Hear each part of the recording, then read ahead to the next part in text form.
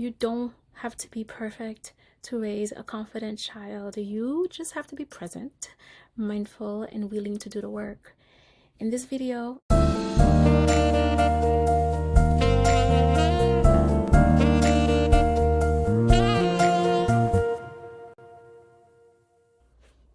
hi, welcome back to my channel. My name is Daphnaila Bruno, and today we're going to talk about how to raise confident children when you yourself struggle with your self-esteem. I'm going to share with you some actionable steps that you can take to raise your own self-esteem while also raising children. These steps are so important, and this video was inspired by my own life because I've struggled with my own negative self-image, and I am not a mother yet, but I hope to have children very, very soon. And I want to make sure that I have the tools and tricks that would help them be confident that I've used on myself to help me as well. So if you're in the same boat, this is for you. If you're already a parent, this is for you. Let's talk about it. It's important. Let's do it. So a little bit about myself. I am a mental health counselor. I have a master's in sociology, and I also have from St. John's University, and I also have a master's in mental health counseling from New York University, NYU. So I have the credentials. I've done the study on child psychology. I've done the work for you, but these steps again are really coming from my own life and things that I've done to reparent myself. And so I really want to share them with open heart to help you reparent yourself or parent your child. So step one, guys, step one is to share your story. Your kid needs to know who their parents are. Like, who are you? Share your story. Do it and tell them the struggles that you've had to overcome, the challenges that you worked hard to overcome, the good things that happen in your life, the negative things that you've pushed through. It's important for them to know. Now, I'm not saying this to say it to them at age 1 or 2 or really early on, but when they ask, when they're interested, or when you sense that it's necessary to do so, do it. Tell them about mom, tell them about dad. This will help so much because this will teach them that their mom's gone through things or their dad's gone through things and they've overcome it. So can they. It really builds their confidence and their resilience in themselves and their ability to handle challenges that come their way in adulthood or in life in general. This is also good for reparenting yourself because if, for example, you tell yourself of the things that you've overcome, you're going to feel much better about who you are, and it's going to increase your self-worth because you're going to realize, oh my God, I've gone through this and I've overcome this and I'm worthy of living this life that I now live. It's key to reparent yourself by telling yourself the story of how you've overcome and really seeing it in new lens.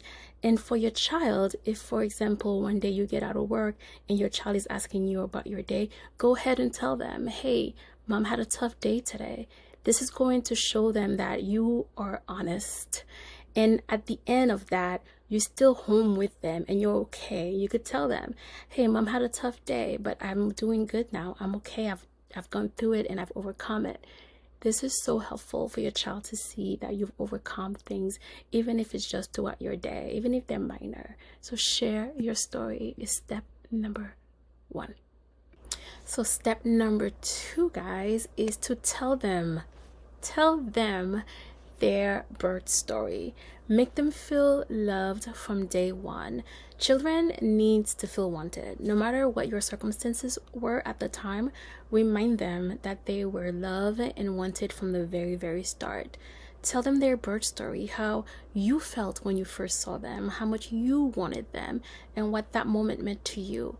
Even if things weren't perfect, they need to know that their existence is something to be celebrated.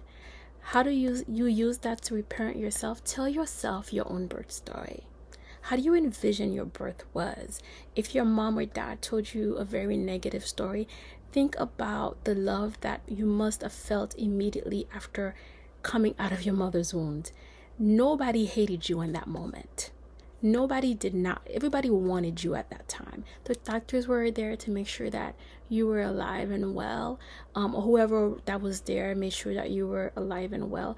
And your mom and dad, whoever they may have been, also did that. And so your birth story is not one of pain. It could be one of joy and love if you really refocus on the story that you're telling yourself. So tell your child their birth story, but also remind yourself of your own birth story. It's so important, and that is step number 2.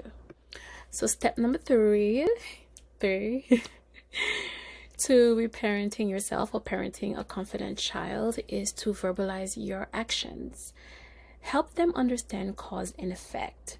Kids learn by watching, but they also learn by hearing. Get into the habit of saying out loud what you're doing and why. For example, instead of just cooking dinner, say, I'm making dinner because I want to make sure we have energy and feel good. Or I'm cleaning up because when our space is nice, it helps us feel calm and happy.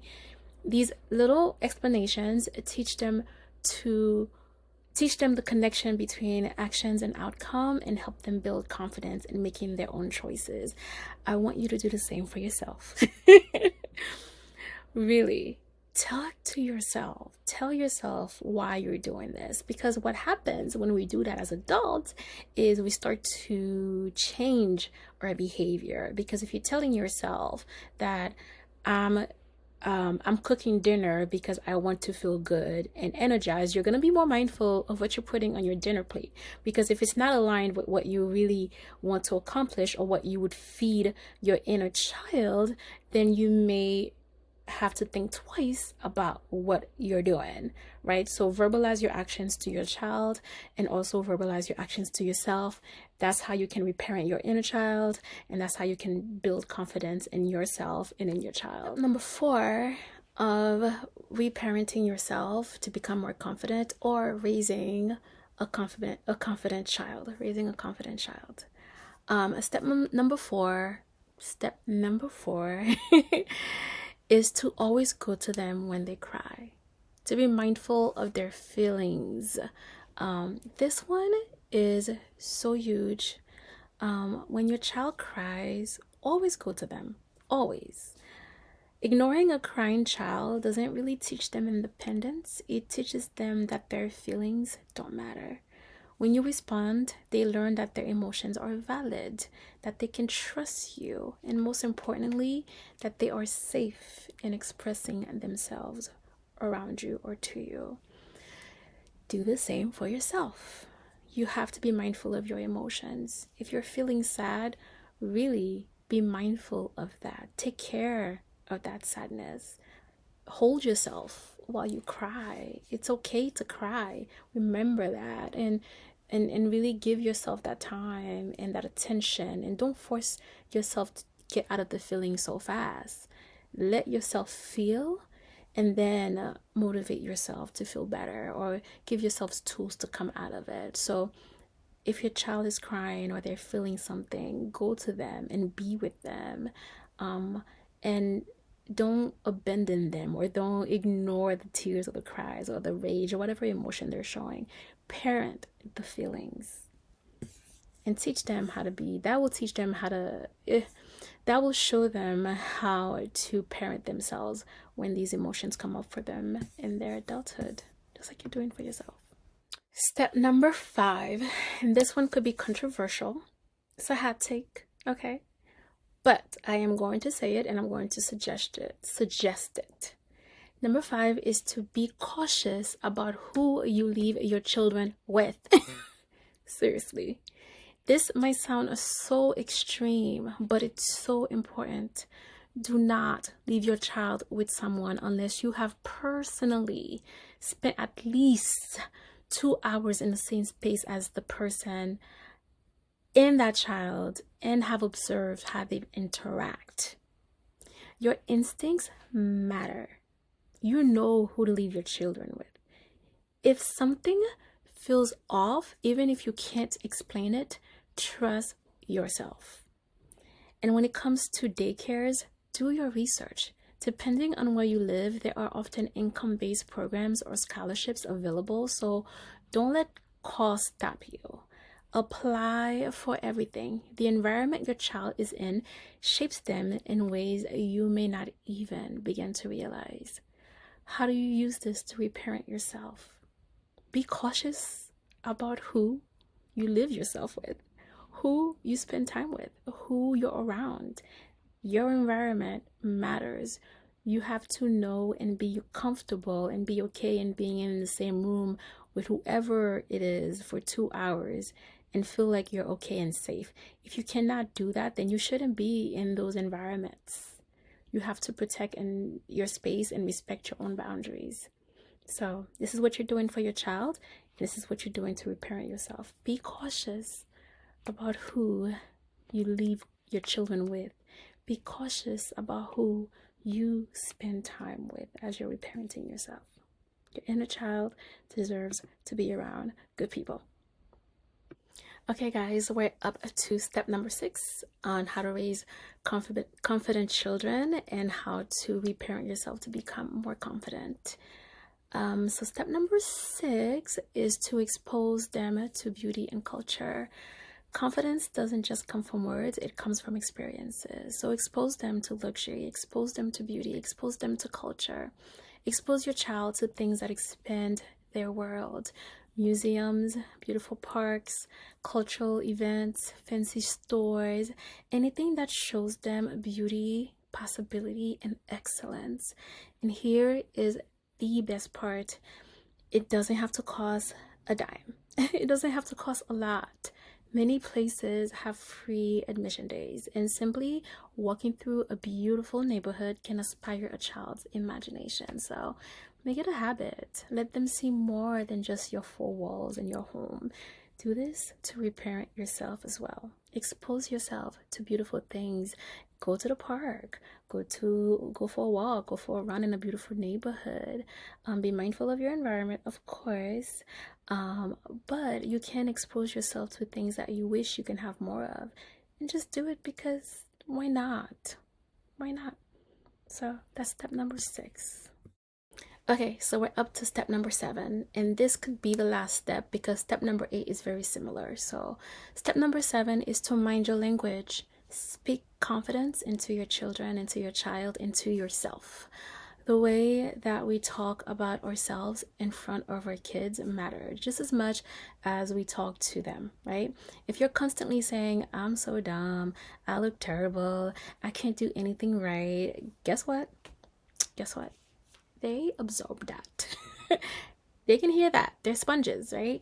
Instead, practice shifting your words. Instead of saying, I'm so bad at this, try, I'm still learning, I'm getting better. Instead of saying, I hate my body, try, my body is so strong and does so much for me. And when you talk to them, fill them up with words that build them up. And that was going to be step 8, which is affirmations. But you can really engulf your child in so much self-love by the words that you speak to them. Tell them, you're so capable. I love how kind you are. You are smart and creative. They believe in what you tell them. So make it very good. Okay, and again, don't forget, this is the same step to reparent yourself. Instead of telling yourself, I hate my body, you can tell yourself, my body is so strong. I'm getting so flexible. It does so much for me. Oh my God, I have such a healthy body. It doesn't take away from the fact that you have some feelings about your body, but you also can acknowledge the good things that your body is doing for you. And that's important. That's so important. So mind your language about your children, how you speak to your children, how you speak around your children, also of how you speak to yourself, how to speak around yourself, even if you're just not thinking and you say something, it matters. Your inner child is always listening. She or he is also like a sponge. So really be mindful of your language. And that was step number 7 / number 8. So to recap, raising a confident and happy child starts with being intentional. 1, share your story so they see strength in the struggles. 2, make sure that they know they were wanted and loved from day one. 3, explain your actions so they learn from you and through you. 4, always respond when they cry and when they have emotions. It builds trust. 5, be mindful of who you leave them with and trust your instincts. 6, expose them to beauty, culture, luxury, and new experiences as much as you can. 7, watch your words, both about yourself and them. And of course, use affirmations daily to reinforce their self-worth. You don't have to be perfect to raise a confident child. You just have to be present, mindful, and willing to do the work. In this video, if this video was helpful, make sure you like, subscribe, and share with anyone who needs to hear this. And let me know in the comments, what's one thing you do to help your child feel confident? And what's one thing you do to help yourself feel confident as you're reparenting yourself? See you guys in the next video. And any video suggestions, please just give them in the comments. Till next time.